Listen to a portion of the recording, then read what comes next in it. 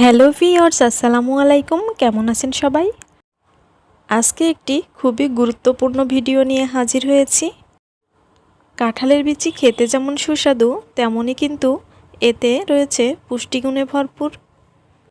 অনেকেই দেখা যায় কাঁঠালের বিচি পরিষ্কার করতে খুবই বিরক্ত বোধ করেন। আজকে আমি আপনাদের সঙ্গে শেয়ার করব কিভাবে হাতের স্পর্শ ছাড়া কাঁঠালের বিচির খোসা ছাড়াতে পারবেন, সেই সিক্রেট টিপসটি শেয়ার করব। কাঁঠালের বিচির উপরের সাদা খোসাটা খুব সহজে ছাড়ানো গেলেও কিন্তু ভিতরের যে লাল খোসাটা আছে সেটা ছাড়ানো খুবই কষ্টকর। তো আমি এখন সবগুলো কাঁঠালের বিচির খোসা ছাড়িয়ে নিব। যেহেতু কাঁঠালের বিচির এই সাদা খোসাটা ছাড়ানো খুবই সহজ আর খুব বেশি সময় লাগে না, তো আমি সবগুলো কাঁঠালের বিচি খোসা ছাড়িয়ে নিয়েছি। তো দেখুন, আমি এখানে পানিতে ভিজিয়ে রেখেছি।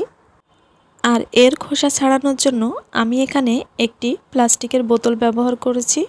তো আপনারা এখানে যে কোনো ধরনের প্লাস্টিকের বোতল ব্যবহার করতে পারেন। আর আমি এখানে সবগুলো কাঁঠালের বিচি এই বোতলের ভিতরে দিয়ে নিচ্ছি।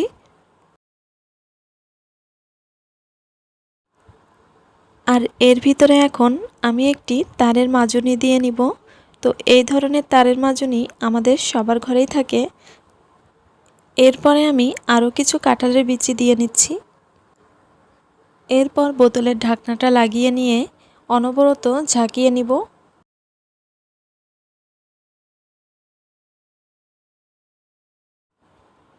তো দেখুন, কিছুক্ষণ ঝাঁকিয়ে নেওয়ার পরে অনেকটাই কিন্তু পরিষ্কার হয়ে গেছে। এইভাবে 2 থেকে 5 মিনিট ঝাঁকিয়ে নিলেই কিন্তু কাঁঠালের বিচিগুলো একদম পরিষ্কার হয়ে যাবে। আর যদি অন্যভাবে পরিষ্কার করতে যান সেই ক্ষেত্রে কিন্তু 20 থেকে 30 মিনিট সময় লাগতে পারে।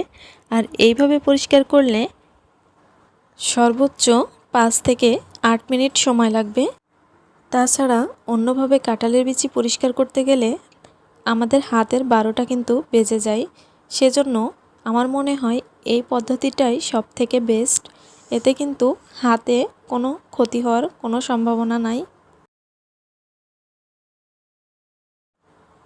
তো বন্ধুরা, দেখতেই পাচ্ছেন কাঁঠালের বিচি কিন্তু অনেকটাই পরিষ্কার হয়ে গেছে। তো আমি আরও কিছুক্ষণ এইভাবে ঝাঁকিয়ে নিব, কারণ আরও পরিষ্কার হতে হবে।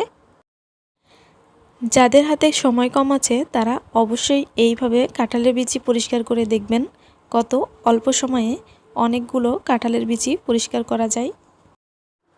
সবগুলো কাঁঠালের বিচি আমি এখন বাহিরে বের করে দেখিয়ে দিচ্ছি কতটা পরিষ্কার হয়েছে। তো দেখতেই পাচ্ছেন কত অল্প সময়ে কাঁঠালের বিচিগুলো কতটা পরিষ্কার হয়ে গেছে।